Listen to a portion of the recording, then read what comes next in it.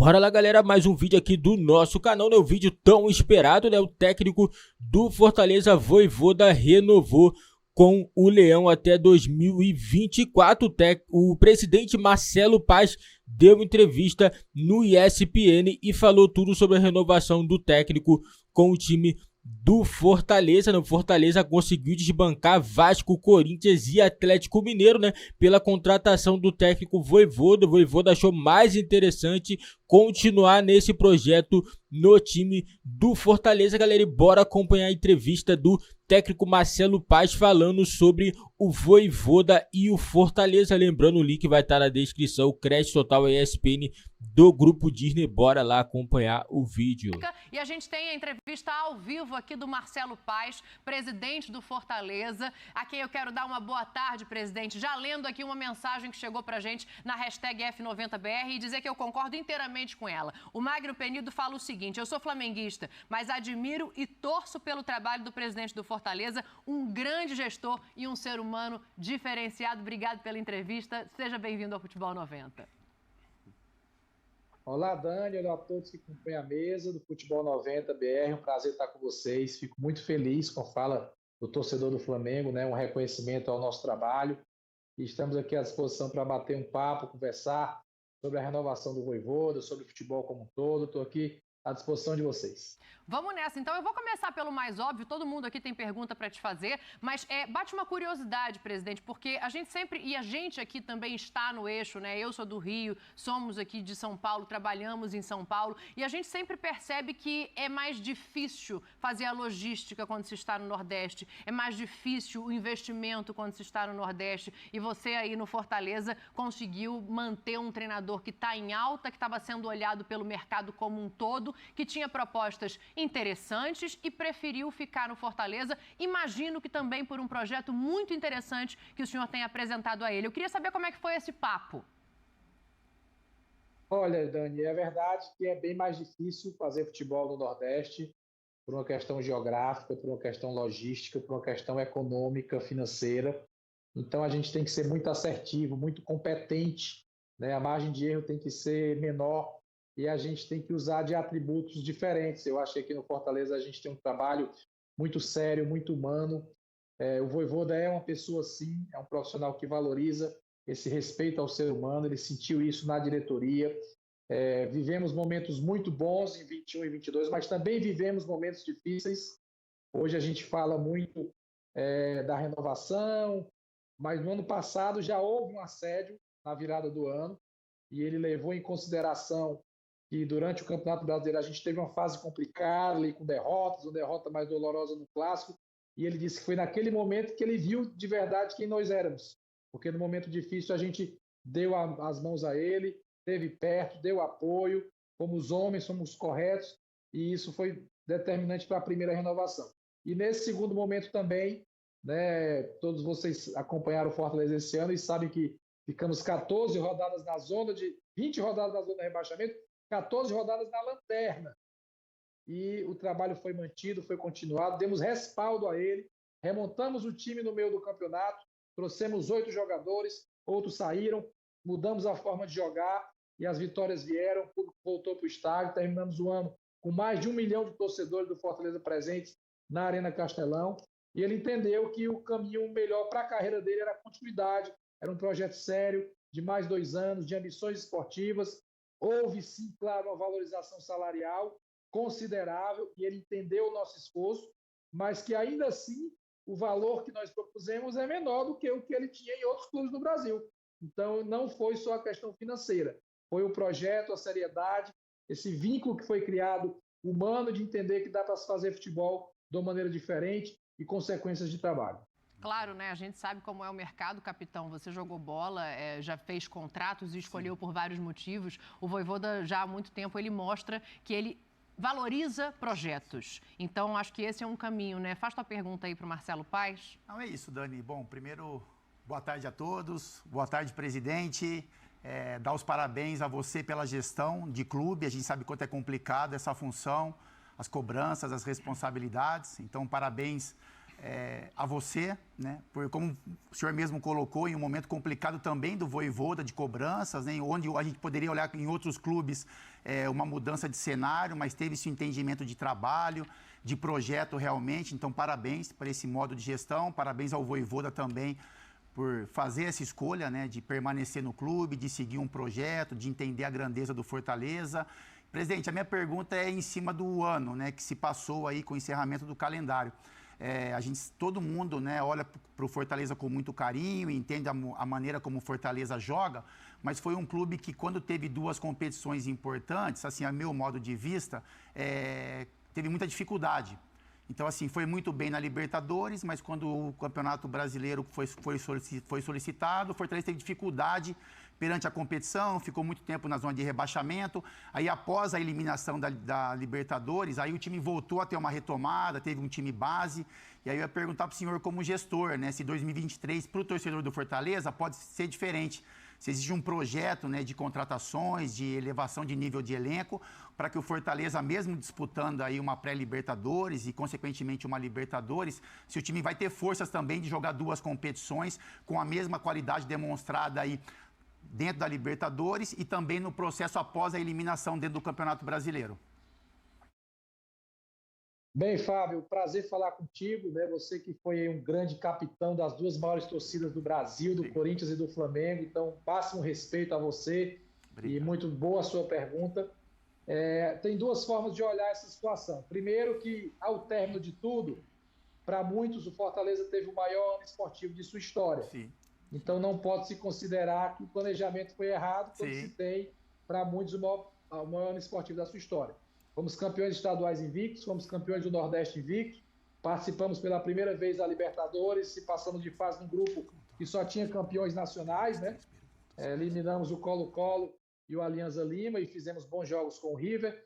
Fomos muito bem na Copa do Brasil, eliminados nas quartas de final num jogo super polêmico ali contra o Fluminense, que a gente vencia de 2-0 no Maracanã, e acho que a arbitragem cometeu algumas falhas, e terminamos o Brasileiro em 8º. Mas sofremos, é bem verdade, quando tivemos as 2 competições, as 2 maiores competições do continente em paralelo, que é a Libertadores e a Série A do Brasil. E são poucos os times que têm força, que têm um caixa para ter elenco para suportar muito bem as 2 competições. Eu posso citar aqui Palmeiras, Flamengo, Atlético Mineiro, o River Plate consegue sustentar bem, o Boca. O Atlético Paranaense conseguiu pela primeira vez esse ano, e é um gigante. Ano passado mesmo o Atlético Paranaense foi campeão da Sul-Americana, mas salvou do Brasileiro nas rodadas finais. O Vélez, que chegou na semifinal da Libertadores, era um dos últimos do Campeonato Argentino. O Estudiantes, que nos eliminou, também estava no meio de tabela para baixo no futebol argentino. Então é muito difícil, precisa de força financeira e econômica. E o que a gente pode melhorar nesse planejamento é formar um time mais competitivo já no começo do ano. Eu acho que se a gente, comparado ao início do ano passado, a gente tiver 2, 3 peças a mais de qualidade, a gente vai conseguir sustentar essas 2 competições com um nível melhor. Então sofremos sim, é verdade, faltou força em alguns momentos, houve cansaço, deslocamentos muito grandes, foco também, né? Você que foi atleta de alto nível sabe que o cara dá tudo ali no jogo da Libertadores e de repente diminui um pouquinho no jogo do Brasileiro, porque sabe que tem uma sequência maior. Então a gente tem que trabalhar isso de uma melhor maneira para, quem sabe, no ano de 2023 a gente ter uma performance ainda melhor. Parabéns, presidente, por tudo. Parabéns por tudo. Eu faço questão de ler as mensagens que estão chegando aqui na hashtag F90BR. O Samuel Coimbra fala: Marcelo Paz para presidente da Liga. O Wagner Neves pergunta assim: Marcelo Paz, qual a chance de você virar presidente do meu São Paulo? Né? Acho importante a gente mostrar esse reconhecimento vindo de todos os lugares do Brasil. Rodrigo, tua pergunta para o presidente. A minha pergunta, na verdade, são 2, né? Boa tarde a todos. Dani, presidente, já tive chance de entrevistá-lo outras vezes. Uma das perguntas é sobre um pouco São Paulino, né? Quem é o maior técnico da história do Fortaleza? Rogério Ceni ou Vojvoda? Presidente, algumas vezes o senhor escapou dessa, agora não dá. O Vojvoda é o maior da história do Fortaleza, né? Essa é a primeira pergunta, que é a mais fácil. A outra é explicar que recado o Fortaleza está passando para o Brasil. Ficando com o técnico mais cobiçado, né? Aliás, nas mídias o Fortaleza colocou, né? Estamos com o técnico mais desejado, o mais cobiçado do Brasil. E isso pode se estender no mercado para outros jogadores, que a gente percebe que vários dos dos clubes chamados mais tradicionais estão buscando jogadores e os jogadores também estão preferindo o Fortaleza, né? Possivelmente o Fortaleza vai ganhar outras brigas de times dos chamados mais tradicionais. Que recado, que momento é esse do Fortaleza desafiando, né, digamos assim, o establishment tradicional do futebol brasileiro? Rodrigo, prazer falar contigo de novo. A primeira pergunta você respondeu, né? Você perguntou e já respondeu, mas eu não vou fugir dela, não. São momentos distintos. O Rogério teve um trabalho absurdo no Fortaleza, né? Pegou num momento muito difícil de saindo de uma Série C e pegando uma Série B depois de 8 anos, e fez um trabalho sensacional, de estrutural, de mentalidade. E o Vojvoda já pegou em outro momento e nos levou a patamares até maiores, né? Pela segunda vez disputar a Libertadores. Então, como o Vojvoda ainda está construindo a história dele, não é justo que eu decida agora quem é o maior treinador da história do Fortaleza. O Rogério fez um grande trabalho, o Vojvoda está fazendo. Quando terminar tudo isso, a gente pode ter uma opinião mais concreta.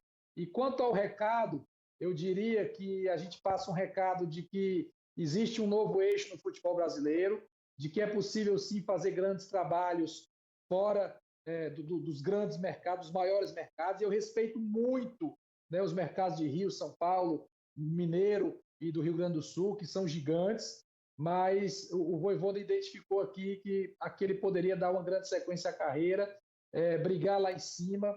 A gente tem colocado muito a mentalidade interna nos jogos de que a gente tem que se portar como grande, dentro de casa e também fora de casa. Se olhar a campanha do Fortaleza, nós temos vitórias maiúsculas também fora da Arena Castelão. Quebramos alguns tabus esse ano, nunca tínhamos vencido o Santos na Vila, nunca tínhamos vencido o América em Minas, nunca tínhamos vencido o Cuiabá em Cuiabá. 19 anos que não vencíamos o Flamengo no Rio, né? Então, tudo isso tem um peso e o mercado entende sim que o Fortaleza é uma boa opção para atletas, para profissionais, né? Hoje a gente tem aqui o nosso nutricionista trabalhava no Grêmio, veio para Fortaleza.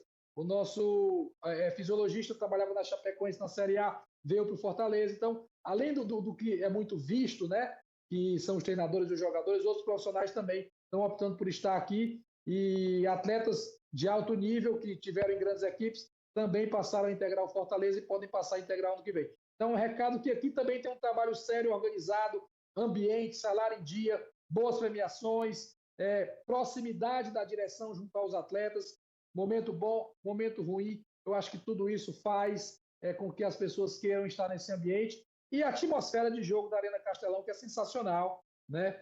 Média altíssima, mosaicos, torcida presente, apoio. Então, tudo isso eu acho que ajuda as pessoas escolherem a estar também aqui conosco. Presidente, ainda vou passar aqui ao Birner e ao João, mas só para não perder esse gancho, né? Falando de projeto, de andamento, de contratações, me veio uma curiosidade aqui. O senhor teve que fazer algum... Eu vou pensar em investimento de risco, tá? Como quando a gente fala de investir dinheiro, assim, risco de perder, risco de aumentar muito a produtividade ou investimento mais seguro. Teve algum investimento de risco que tenha sido feito para atender a algum pedido do Vojvoda para essa permanência? Tipo assim, uma contratação mais cara ou alguma coisa que de repente não estava no teu planejamento inicialmente? Olha, Dani, a gente teve que fazer um investimento maior para a própria permanência da comissão técnica, né? Maior do que o que se previa, mas acho que vale demais. A permanência dele atrai para o clube várias outras coisas. O torcedor nosso está super feliz, né? Eu até lancei uma campanha hoje, fiz uma live antes daqui e disse: vamos fazer um castelão de sócios. Estamos com 41 mil sócios, vamos para 60 mil agora. Um castelão lotado de sócios. Então, isso volta de alguma maneira. É necessário, em alguns momentos, você ousar e trazer o público para te apoiar. E a gente combinou com ele que vai qualificar mais a equipe, que a gente vai buscar contratações que elevem o nível técnico de um elenco que terminou o ano muito bem, que deu resposta, que entregou resultado, mas a gente quer ousar um pouco mais com equilíbrio, sem jamais perder o equilíbrio. Eu sempre digo que o camisa 10 do Fortaleza é o salário em dia. Primeira coisa, boa tarde a você, Dani, João, bem-vindo, ao Bubu, ao capitão. Presidente Marcelo Paes, parabéns pelo trabalho. Quero dar também parabéns ao Vojvoda aqui, porque a tentação de trabalhar em clubes mais midiáticos é sempre muito grande. E eu acho que quando alguém abraça um projeto, um lugar onde ele está feliz, onde ele é respeitado, ele toma uma decisão de vida muito importante, né? Que também deveria servir para algumas pessoas refletirem sobre suas decisões, mas é óbvio que isso é uma coisa muito pessoal, cada um leva a vida como achar melhor. Presidente, eu tenho uma curiosidade. O senhor falou sobre investimento, logística, as dificuldades, né, que um clube do Nordeste tem, elas são muito óbvias. Por exemplo, conseguir um 4º lugar de Campeonato Brasileiro no ano passado com o menor orçamento da Série A. É um fenômeno, tá? Para ser bem direto. Quando você olha a situação de outros clubes com muito mais capacidade de arrecadação, de atrair patrocinadores de nível mais, que ganham mais, cotas de televisão maiores, você terminar à frente deles um torneio de pontos corridos é muito importante. E o seu trabalho é muito bom desde a Série E, C, do diretor de futebol, você foi empresário, você entende de vários setores do futebol que são necessários para alguém gerenciar um clube corretamente hoje, né? Porque a gente sabe que o modelo associativo, ele dá muito poder, às vezes, a conselheiros, a pessoas que estão no clube, de uma politicagem interna dentro do clube que dificulta a escolha do melhor nome muitas vezes e outras vezes até que esse melhor nome, se escolhido, administre o clube. E a gente está numa onda de falar de SAF, né? O senhor não vai ficar eternamente no Fortaleza, né? O seu mandato é até 2024 e o Fortaleza vai continuar. E ele precisa continuar crescendo. E você, até por a sua área de atuação, além de ser presidente do clube, sabe que em projetos longos, bem gerenciados por executivos, eles tendem a ser mais atraentes para ter dinheiro para investir do que projetos de cartolas onde uma política de clube pode mudar tudo e de repente chega ali um dirigente ruim e afunda o que você fez, né? Você que é o maior presidente da história do clube, sem sombra de dúvida, até agora. O Fortaleza pensa nisso de maneira concreta, de maneira séria, em mudar o seu modelo para uma SAF também, porque aqui se muda só quando está na crise. Mas acho que quando o clube está bem estruturado, bem financeiramente, está em paz, a tendência é que se consiga um dinheiro melhor numa transição dessas. Birner, prazer falar contigo de novo. Meu. É uma pergunta muito inteligente, muito bem fundamentada.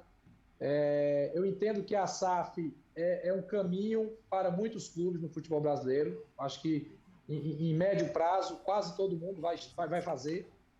Talvez não o Palmeiras, talvez não o Flamengo, pela grandeza e por uma questão... Talvez não o Corinthians também, né? Por uma questão de grandeza, de equilíbrio, né? Podem se sustentar em alto nível sem necessariamente ter a entrada de um investidor via SAF. É uma lei que deu certo, porque alguns clubes fizeram e está acontecendo bem. O Botafogo fez e teve uma campanha boa na Série A, o Cruzeiro fez e subiu com o pé nas costas, o Vasco fez e está subindo agora e vai estar forte, o Bahia também. Mas existe um modelo que eu acho que algum clube vai fazer, como você bem colocou, de ser uma SAF de desenvolvimento, não de ser uma SAF de salvação, né? Acho que com exceção do Bahia, que tinha mais equilíbrio, os outros 3 que fizeram estavam em situação financeira muito delicada e precisavam se agarrar ali naquela corda para se salvar e voltar a ter competitividade. Então, acho que vai chegar um momento, a gente tem estudado, sim, dentro do clube, o que é a SAF, que impactos podem ter, controle majoritário, controle minoritário, se é possível um investimento minoritário em que o clube permaneça com controle, mas tenha gás, seja capitalizado para brigar mais forte, até porque a Série A do ano que vem vai ser dificílima, talvez a mais difícil de todas. As 12 grandes marcas estão presentes, mais o Atlético Paranaense, que é um gigante, mais o Bahia com o SAF, mais o Bragantino, que é um clube empresa que tem muito dinheiro. Então tem outros 5 ali que nós fazemos parte dele, que não somos SAF, que não somos gigantes e que a gente tem que ser muito efetivo e muito competente para poder brigar nessa competição. Então, a gente avalia continuidade do projeto é uma das marcas de sucesso de qualquer organização, de qualquer empresa. As empresas, quando têm perenidade, as coisas acontecem por muito tempo. O Atlético Paranaense do Brasil é um exemplo disso, voltando para o futebol. O Petralha está lá no comando há muito tempo e não é à toa que o Atlético Paranaense fez tudo dentro do futebol, estádio, categoria de base, revelação de jogadores, títulos nacionais, títulos internacionais, jogador em seleção brasileira, venda direto para a Europa, fez tudo, né? Porque tem uma continuidade de um trabalho e, logicamente, a gente se preocupa com isso dentro do clube, a nível de sucessão, se permanecer no modelo associativo, ou se em determinado momento o clube, como instituição, entender que deve ir para a SAF para ter uma sequência, uma perenidade para buscar se manter competindo em alto nível. Mais mensagem aqui, o Kiel fala assim, eu entendi como um elogio, tá? O Fortaleza é o novo Atlético de Madrid do futebol, o Vojvoda é o novo Simeone. O Blanco fala, tem que tirar o chapéu pro presidente e o treinador, que deixaram de lado a vaidade e apostaram no projeto. É impressionante como não tem nenhuma crítica de torcedores de outros clubes, só reconhecimento dessa construção que está sendo feita pelo Fortaleza. João? Muitos queriam, inclusive, ver o Marcelo, né? Comandando o seu clube do coração. Presidente, é um prazer falar com você. Virei seu fã desde a entrevista que você deu pra gente no Bola da Vez em 2020. Já deu pra perceber que você era um cara completamente diferenciado. E lá no Bola da Vez em 2020, início do ano, você citou pra gente que gostaria muito de ver o Fortaleza disputando uma Libertadores. Fato que ocorreu 2 vezes já na sequência agora, né? E pra temporada do ano que vem, pensando em futuro, planejamento, existe algum desejo, alguma ambição que falta ao Fortaleza? Porque hoje a gente fala no Fortaleza como um clube consolidado, que briga de igual para igual, dentro ou fora do Castelão. Existe um desejo seu ou do Vojvoda do que conquistar em 2023? O que falta para vocês, presidente? João, obrigado por suas palavras. Vou rememorar lá o programa que fizemos juntos em 2020. A ambição ela tem que estar sempre sendo a primeira pauta de quem está no futebol, né? Eu aprendi que futebol é um livro que tem 365 páginas. Termina o ano, você fecha o livro e constrói outra. O que a gente fez em 2022 é legal, é bonito, está na história, mas a cobrança vai ser por resultado em 2023. Então, isso por si só é uma ambição. A gente vai buscar um pentacampeonato estadual, isso vale muito. Né? Se fala muito de Libertadores, Série A, mas o título estadual para a gente é importantíssimo, ainda mais um penta, que seria inédito. Copa do Nordeste, buscar um bicampeonato seguido, nos desafia, nos motiva muito. E foram competições que nós ganhamos invicto no ano passado. Copa do Brasil, competição charmosa, financeiramente atrativa. Chegamos nas quartas de final esse ano 2022, semifinal em 2021. Então a gente pode sonhar e estar brigando ali no nível como esse, porque é uma competição ali de mata-mata, né, de jogos eliminatórios. Então consegue-se chegar. Chegar na fase de grupos da Libertadores é um baita desafio, porque nós vamos jogar a fase 2, né? Tentar passar para a fase 3 e da fase 3 chegar na fase de grupos. Então, isso motiva também, chegar novamente na fase de grupos, tentar passar de fase. Tudo isso para a gente é algo que mexe, ter grandes jogos de novo no Castelão, na nossa torcida viajar de novo pela América do Sul. Quem sabe a gente vai para países que não fomos ano passado, né? No caso desse ano. Então, tem muito desafio. E fazer uma Série A, buscar consolidar de novo uma Série A. Vamos para a 5ª Série A seguida. É o recorde do Nordeste, né? O Bahia conseguiu ficar 5 anos, o Ceará conseguiu ficar 5 anos, caiu agora, o Fortaleza está indo para o 5º ano. Então, se a gente ficar de novo, vai para o 6º ano, bate um recorde. Então, veja quantos desafios a gente tem aí no ano que vem, que motivam, que mexem com a gente e que a gente vai estar buscando no mais alto nível. Para isso, permanecer com o Vojvoda foi fundamental para esse projeto, sequência de trabalho, estrutura, buscar qualificar mais o elenco para que no final do ano a gente possa também estar celebrando. Presidente, para a gente encerrar aqui, eu vou te fazer a pergunta um pouco do avesso que o João fez. Assim, o que não pode acontecer para que esse projeto se mantenha, para que a estruturação que foi feita continue? Porque depende de recursos financeiros, a gente sabe que isso está ligado ao sócio-torcedor, isso está ligado a título. Onde o Fortaleza precisa estar? É na fase de grupos de novo da Libertadores? E se existe algum nome, algum jogador de interesse que o senhor possa, assim, ventilar para a gente aqui? Só tem eu escutando, tá? Não tem mais ninguém não, presidente. Fica tranquilo. Olha, o que não pode acontecer de maneira alguma é uma queda de divisão. Né? Estar na Série A é a mola mestra, é a base para a sequência de um trabalho com o Bel do Fortaleza. Porque é a partir da Série A que você pode ir para competições sul-americanas e é a partir da Série A que você tem uma garantia de receita muito maior. Vou dar um exemplo aqui. O Vasco acabou de sair da B para um gigante. Mas o projeto do Vasco para 2023 para o Vojvoda já não era atrativo porque não teria uma competição sul-americana. Por mais gigante que seja o Vasco, que né, um clube de nível nacional, sei lá, 20 milhões de torcedores, para esse ano ele não iria disputar porque estava na Série B. Então, estar na Série A, ambicionar competições sul-americanas, garantir orçamento é fundamental. Isso é o que não pode acontecer, né, que seria o cair de divisão. E sobre jogadores, o que é que eu posso dizer aqui? Né? Difícil, né? A gente vai qualificar esse elenco, Dani. A gente vai trazer boas peças, sim. Eu acho que manutenção de atletas também é importante. O Galhardo tem mais 2 anos com o Fortaleza, já tinha um pré-contrato assinado. O Pedro Rocha continua. Moisés, muito cobiçado, está conosco. A nossa pérola ali, que é o Hércules, né, que fez 7 gols no ano, um volante de 21 anos. Renovamos o Fernando Miguel. Então já temos uma boa base aí para fazer um ano interessante, mas a gente vai contratar e vai qualificar mais esse elenco.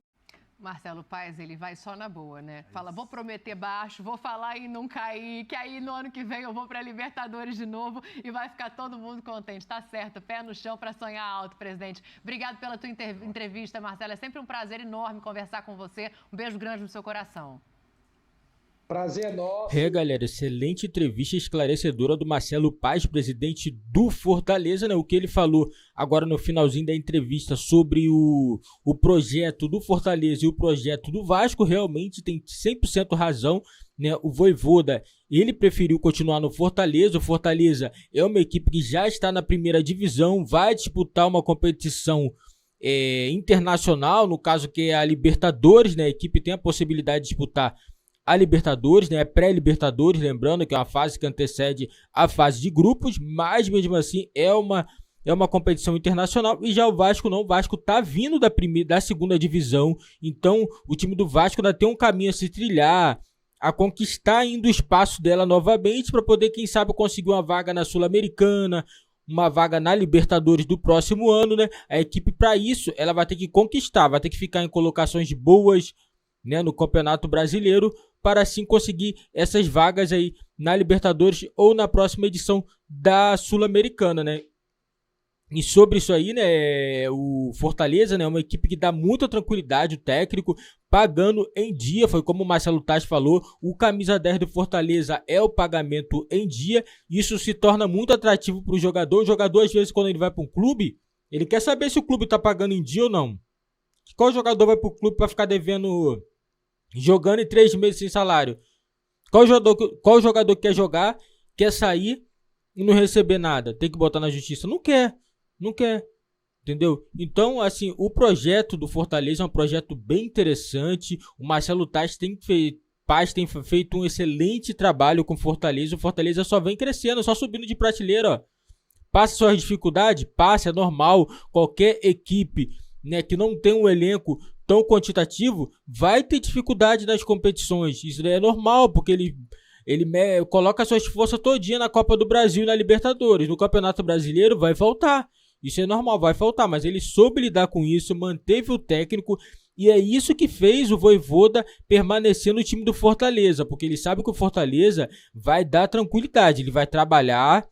Mesmo se não der certo no início, ele vai permanecer no cargo. Não é igual o time do Vasco. O Vasco, ele viu a quantidade de vezes que o Vasco trocou de técnico ano passado. Várias vezes, ele sabe, se ele fizer 2, 3 jogos ruins, já vai começar aquela desconfiança. Aí perdeu mais 3 jogos, é rua.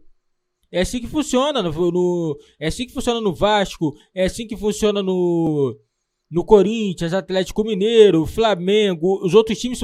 Se o torcedor pegar no pé, acabou, não adianta, a diretoria vai demitir o técnico. Isso daí que é ruim, né? O técnico ficar um tempo, né, no clube, tá um pouco tempo, 2, 3 meses, ser demitido, né? E por isso que a escolha do Vojvoda foi permanecer no Fortaleza, e eu achei uma excelente escolha, né? Vai permanecer nesse projeto aí que tem dado muito certo, né? E esse ano, quem sabe ele consegue passar dessa fase pré-Libertadores, né, no próximo ano, e entrar na fase de grupos da Libertadores. Galera, esse foi o vídeo do nosso canal. Deixa nos comentários aí o que vocês acham da decisão do Vojvoda. E não esquece, deixa seu like, se inscreve no nosso canal se você não é inscrito e ative o sininho das notificações para você não perder nenhuma novidade aqui do nosso canal.